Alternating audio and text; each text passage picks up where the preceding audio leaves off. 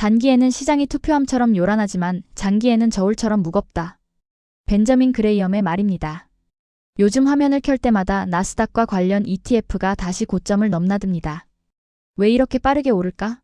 지금이 정점일까? 아니면 다음 구간의 시작일까? 주식 투자를 하면 매일 하는 질문입니다. 나스닥 100은 올 들어 다시 사상 최고가 가까운 구간을 여러 차례 갱신했고 연중 수익률도 두 자릿수대로 올라 있습니다. 이런 흐름은 하루 뉴스 때문이 아니라 배경 숫자가 바뀌고 있기 때문입니다. 인공지능 인프라 투자와 대형 기술주의 이익 확대, 그리고 완화 쪽으로 기우는 금리 기대가 동시에 맞물리며 지수형 상품에 자금이 밀려드는 장면이 이어졌습니다. 가장 큰 축은 기업의 현금 흐름 변화입니다. 인공지능 연산을 위한 데이터 센터 증설이 속도를 높이고 그 바로 위에 반도체 클라우드 소프트웨어가 한꺼번에 얹히는 구조입니다. 엔비디아는 2025 회계연도 기준으로 분기 매출과 데이터 센터 매출을 연속해서 사상 최고로 올렸고 다음 분기 가이던스도 더 키우겠다는 신호를 냈습니다. 이 수요를 받치기 위해 빅테크의 설비 투자는 분기 단위 신기록을 갈아치우고 있습니다. 마이크로소프트는 최근 분기에만 약 3,490억 달러를 설비와 데이터 센터 임차에 투입했고 올해 지출이 더 커질 수 있다고 밝혔습니다. 아마존은 2025년 연간 자본 지출이 1,000억 달러에 이를 수 있다고 했고 2026년에는 이를 웃도는 AI 인프라 투자를 예고했습니다. 투자가 늘고 역량이 커지고 매출과 마진이 뒤따르는 전형적 성장 사이클이 눈앞에서 진행 중이라는 뜻입니다. 두 번째 축은 돈의 방향입니다. 투자 자금은 종목보다 지수로, 펀드보다 ETF로 흐르고 있습니다. 2025년 들어 미국 상장 ETF로 유입된 자금이 사상 최대 기록을 연이어 경신했고 바로 지난주에도 수십억 달러가 더 들어왔습니다.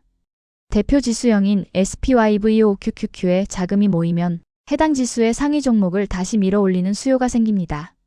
상승장에서 유입이 속도를 더하고 그 유입이 다시 상승을 낳는 순환 구조가 만들어지는 이유입니다.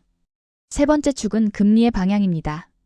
연준은 아직 한 번에 크게 완화하지는 않지만 시장은 향후 추가 인하 가능성을 일정 확률로 반영하고 있습니다. 할인율이 조금 낮아지는 것만으로도 장기 성장주의 현재 가치는 크게 달라집니다. 그래서 정책 신호의 작은 변화도 기술주 중심 지수와 관련 ETF 가격에 민감하게 반영됩니다. 단기 소음은 크지만 방향성 인식이 형성되면 바람은 오래 붑니다. 이른바 매그니피센트 세븐으로 불리는 대형 기술주의 지수. 내 비중은 역사적으로 높은 수준을 유지하고 있습니다. 집중은 리스크이기도 하지만 이익이 같은 쪽에 몰릴 때는 지수의 체감 속도를 빠르게 만듭니다. 다시 말해 소수 강자들의 실적이 실제로 좋아지는 국면에서는 지수형 ETF가 상승을 더 빠르게 반영합니다. 왜 지금 나스닥과 ETF인가? 라는 질문의 이유는 세 가지로 설명됩니다. 첫째, 실적과 투자. AI 인프라 증설, 반도체 공급망 확대, 클라우드 매출 가속 같은 키워드가 분기 실적표에 반복됩니다. 숫자가 낙관을 밀어주고 그 낙관이 다시 투자로 이어집니다. 둘째, 유입과 구조. 비용이 낮고 투명한 ETF로의 구조적 이동이 가속화되고 있습니다. 지수형 상품은 약한 기업을 자동으로 탈락시키고 강한 기업을 자동으로 편입하며 시장의 평균을 체계적으로 추종합니다. 셋째, 정책의 중립화. 긴축의 날카로움은 둔화했고 시장은 당장 대폭 인하가 아니라 과도한 긴축은 아니다라는 변화만으로도 성장주의 가치를 다시 계산하고 있습니다. 이 세 장면이 겹칠 때 나스닥과 그를 추종하는 ETF는 상대적으로 더 큰 탄력을 받습니다. 물론 반대편의 논점도 분명합니다. 밸류에이션이 올라와 있고 상위 소수 종목 의존도가 높다는 지적은 타당합니다. 실제로 올해 초 구간에는 정책 관세 가이던스 변수로 흔들리기도 했습니다. 다만 이후 흐름을 결정지은 것은 다시 실적과 투자였습니다. 성장 스토리가 말뿐이었으면 유입은 꺾였을 겁니다.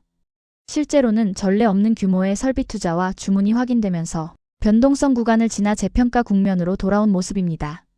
개별 종목의 단기 뉴스에 흔들리는 대신 경제의 평균과 산업의 추세에 올라타는 방법이 ETF입니다. 나스닥 100을 추종하는 대표 ETF는 기술 플랫폼 반도체의 주도권을 한 바구니에 담습니다. S&P 500을 추종하는 상품은 미국 경제 전반의 이익을 넓게 받아옵니다.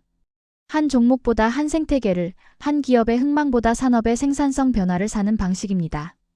특히 AI 확산기의 생산성 개선이 실제 이익으로 이어지는지, 데이터 센터 전력 부품 수급이 어느 속도로 따라오는지가 관건인데 지금까지의 숫자는 진행 중이라는 쪽에 손을 들어주고 있습니다.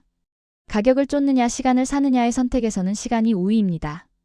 나스닥 100이 신기록을 경신한 날에도, 조정이 나온 날에도 루틴을 유지한 자금은 평균 매입 단가를 낮추는 효과를 가져갑니다.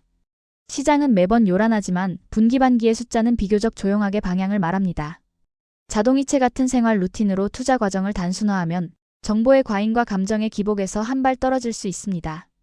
과열이 걱정될 때는 한꺼번에가 아니라 나눠서 한 지수만이 아니라 보완적 성격의 지수와 현금성, 자산을 섞어서 변동 구간을 견딜 체력을 미리 준비해 두면 됩니다.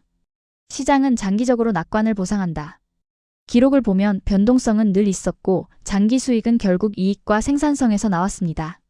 지금 나스닥과 ETF가 오르는 근본 이유는 유행이 아니라 현금 흐름과 투자 그리고 구조적 유입입니다. 이 세 가지가 동시에 같은 방향을 바라볼 때 우리는 속도를 예측하려 애쓰기보다 시간을 내 편으로 데려오는 편이 더 합리적입니다. 계획을 세우고 과한 확신도 과한 두려움도 피하고 포트폴리오를 분기마다 점검하면 됩니다. 늦었다고 느낄 때가 가장 빠를 때라는 말이 있죠. 오늘 한 번의 클릭이 내일을 바꾸지는 않지만 오늘 만든 루틴이 몇 해 뒤의 표정을 바꿉니다. 목표가 노후 준비든 경제적 자유든 이름은 다를 수 있어도 방법은 비슷합니다. 화면의 숫자는 요란하지만 복리는 조용히 쌓입니다. 속도를 쫓기보다 시간을 사는 선택, 그 선택이 다음 상승과 다음 조정에서 나의 투자에 평온함을 가져옵니다. 저 또한 여러분들의 평온하고 꾸준한 투자를 응원합니다.